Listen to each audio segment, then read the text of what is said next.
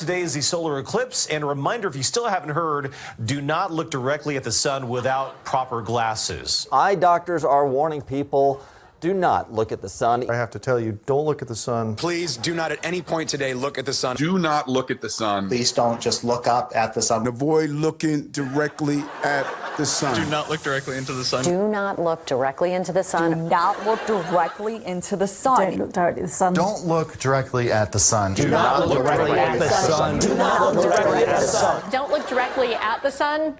Should be an everyday thing, actually. Meow, Huples Cat. Got my sweater. Got a flashlight.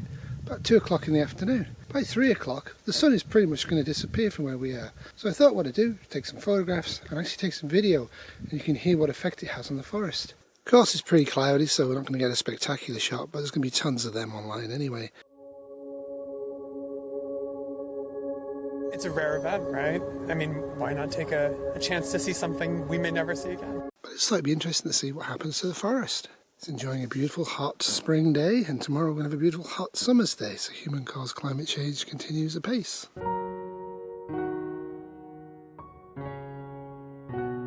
So the moon's going to slowly bite the sun and make it disappear almost completely, and then come back.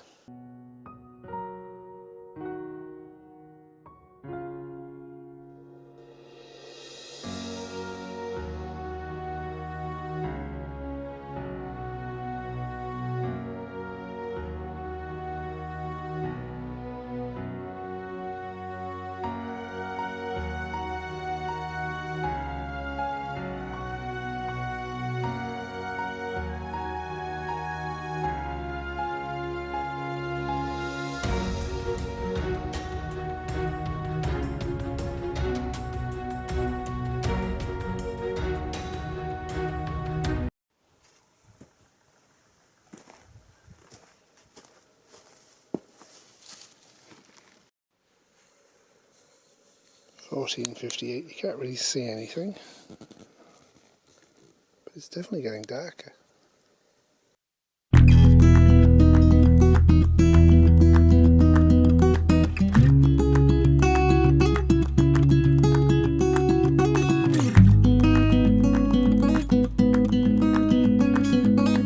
Actually that dramatic, but it definitely got cold. Let's put this on, and the light dropped a little bit. The animals didn't seem to notice or care. It's kind of twilightish and the sun's going to come back. Couldn't see a good photograph, couldn't see a good reflection, but on reflection on the pond I did see bits of the sun missing occasionally. So all in all, it was a bit of a bust.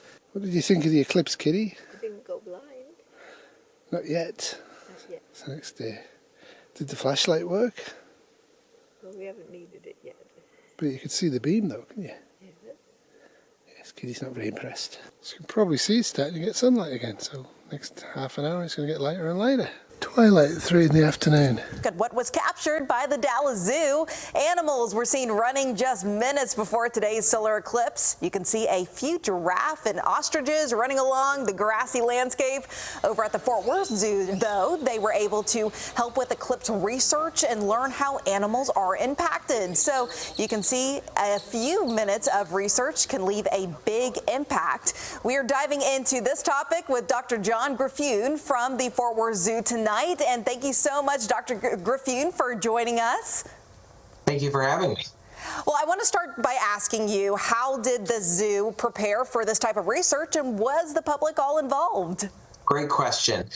So the research team from North Carolina State University submitted a proposal to conduct some eclipse research here at the zoo, and that went through our review process, and we were happy to partner with them. And as a part of that, we did invite the public to participate, and so they were given a sheet where they could record their own observations during the eclipse. Awesome, awesome. I'm glad the public was able to make an impact. And can you walk us through some of these findings? What did the zoo manage to observe during this total solar eclipse? Yeah, absolutely. We actually observed quite a few behavioral changes during the eclipse, especially at totality. And a lot of those behaviors had to do with typical evening or nighttime behaviors. So some of our nocturnal species like owls and our ringtails, which is a small species of mammal, actually woke up. They were pretty quiet or sleeping during the day, and as it got dark, they woke up like they normally would at night. And some of the other species, like our flamingos, actually started showing group bonding behaviors where they all stood up and started marching together. And then a lot of the animals actually moved towards where they shift in at night, where they get their dinner and usually where they spend the evening. So they were kind of anticipating being let in for the evening. That is so fascinating. So no wolves were howling. Was it really like something crazy like that? No, they were actually really calm. I think that all of the animals here showed a lot of resilience to it. And although it was a change in routine, everyone adapted really well. Oh my goodness. Okay, so first of all, we turned our lights off because we don't want to ruin this experience for anyone else here in Niagara Falls. I'm going to move out of the way. My photographer will zoom in on some of the crowds, but again, it's really dark here. Look at all of the lights shining across over in Canada. Thousands of people are witnessing this here in Niagara Falls, New York, and on the other side in Canada.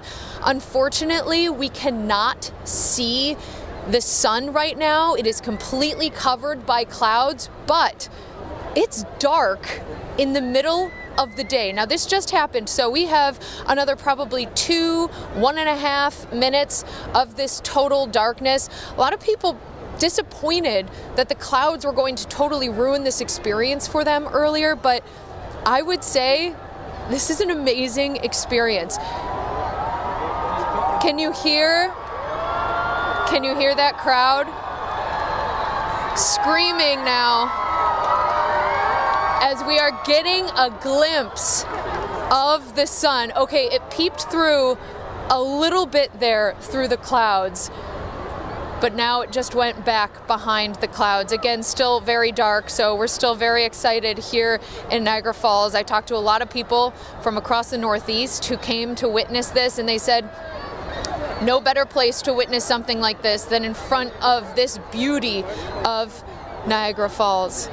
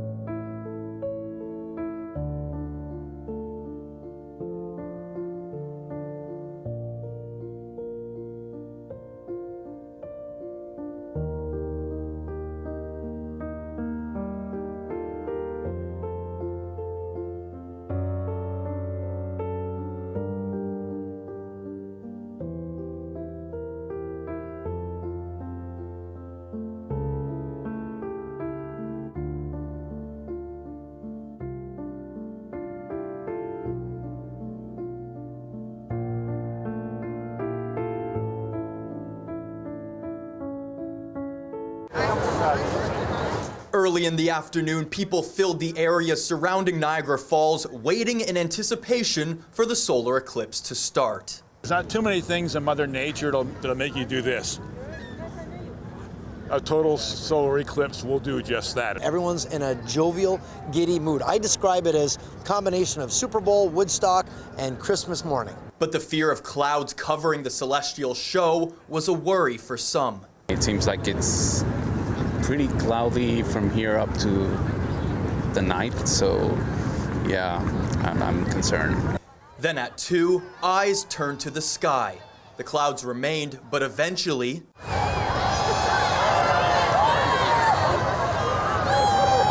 little glimpses of the moon creeping over the sun. Little hazy, but I can see the sun, and then it almost like a 40% is covered. Like, I don't know how I feel. It was very great. It's my first time seeing it. It was so cool. Very, very amazing. Then the atmosphere started to change. It got noticeably darker and colder. Definitely chillier. And yeah, it is starting to darken up now, so we're about there.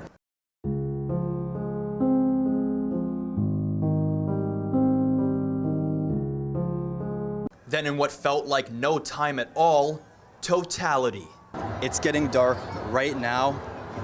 As you can hear, everyone behind me is just cheering, and it's getting darker and darker by the second. This is definitely very eerie. I almost have to turn on my lights. It was kind of like a spiritual moment, really, truthfully. It's amazing how it got dark all of a sudden. You know, I didn't even know. It was really shocking. Now we have about 3 minutes of this complete totality. As you can see over here, the street lights have turned on at this point. People are cheering as they can see the moon and the sun just a little bit. I gotta put on my glasses right now so I can be able to see.